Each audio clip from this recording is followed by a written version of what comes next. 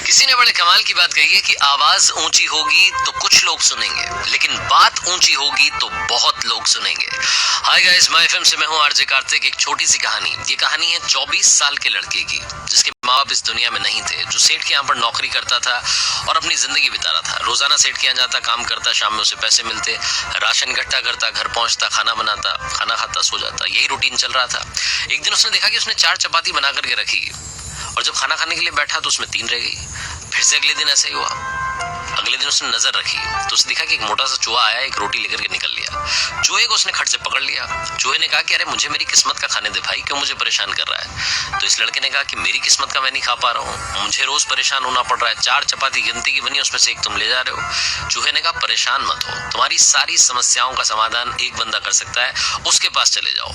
तो इसने फिर से पूछा कि कौन कर सकता है। लड़के ने पूछा। चूहे ने कहा कि गौतम बुद्ध हैं, उनके पास जाओ, वो तुम्हारी हर समस्या का समाधान करेंगे। लड़के ने कहा ठीक है। सेठ के यहाँ से छुट्टी ली 5-6 दिन की और चल पड़ा यात्रा पर, गौतम बुद्ध से मिलने के लिए, सवाल पूछने के लिए, अपनी जिंदगी के बारे में जानने के लिए।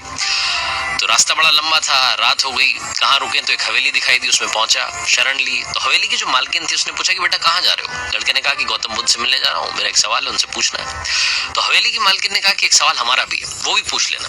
लड़के ने कहा बताओ आपका सवाल। तो मालकिन ने कहा मेरी बेटी है 20 साल की, वो बोल नहीं पा रही है, 20 साल की हो गई है लेकिन उसकी आवाज नहीं निकलती है, एक बार उनसे पूछना है कि ये कब बोलेगी। लड़के ने कहा ठीक है जी, आपका सवाल पूछ लेंगे।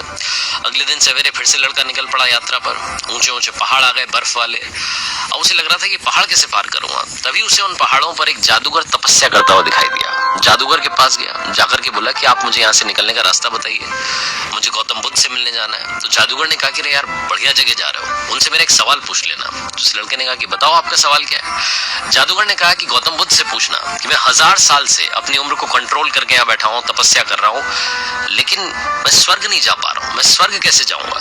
लड़के ने कहा ठीक है, आपका सवाल पूछ लेंगे। जादूगर ने खटाक से छड़ी घुमाई, लड़के को पहाड़ पार करवा दिया। पहाड़ पार किया तो बड़ा सा मैदान था और उसके आगे एक बड़ी सी नदी थी। नदी कैसे पार करें, लड़के के लिए समस्या थी। तभी उसे एक मोटा सा बड़ा सा कछुआ दिखाई दिया।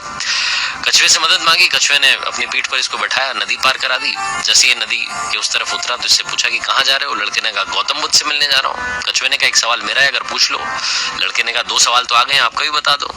तो कछुए ने कहा कि उनसे पूछना कि मैं 500 साल से इसी नदी में हूँ, लेकिन ड्रैगन नहीं बन पा रहा हूँ, कैसे बन सकता हूँ ड्रैगन। लड़के ने कहा ठीक है। लड़का पहुंचा, गौतम बुद्ध आश्रम में थे, वहां जाकर के बैठा।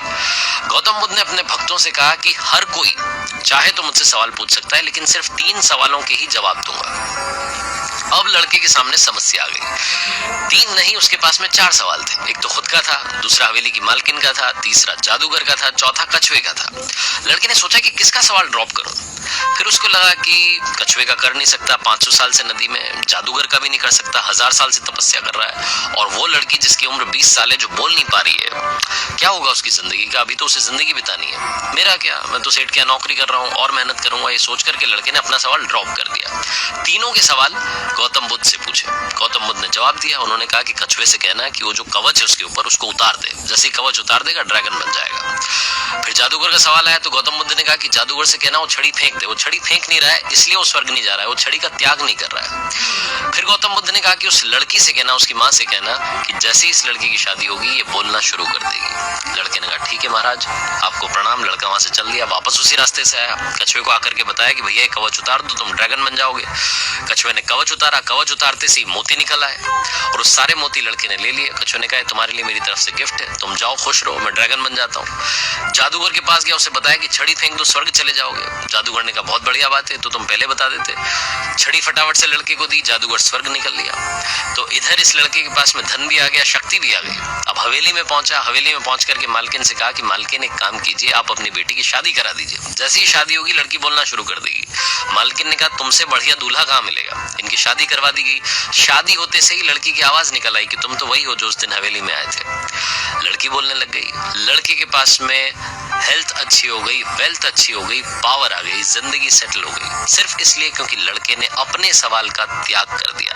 इस दुनिया में कुछ पाने के लिए कुछ छोड़ना पड़ता है। जो जहाज होता है ना, वो भी समंदर के किनारे पर रहता है तब सुरक्षित सुरक्षित रहता है, लेकिन किनारे से उस किनारे नहीं ले जा सकता। उस किनारे ले जाने के लिए उसे एक किनारा छोड़ना पड़ता है, लहरों को पार करना पड़ता है। मेरे दोस्त, लाइफ में अगर आप कुछ अचीव करना चाहते हैं तो ये जो आप आराम से जगने वाली जिंदगी बिता रहे हैं, थोड़ा जल्दी जगना शुरू कीजिए, मेहनत करना शुरू कीजिए, आलस्य का त्याग कीजिए, तभी आप लाइफ में वो सब कुछ पा पाएंगे जिसका सपना आपने देखा हुआ है। जिंदगी में हौसले के साथ, मेहनत के साथ उड़ान भरिए और कर दिखाओ कुछ ऐसा कि दुनिया करना चाहे आपके जैसा। हर सोमवार सुबह 9:30 बजे मेरे चैनल पर, मेरे पेज पर देखिए नई कहानी। सुनते रहिए माय एफएम। याद रखिए, अगर आप कुछ अच्छा सुन रहे हैं तो आप माय एफएम सुन, आज कुछ अच्छा सुन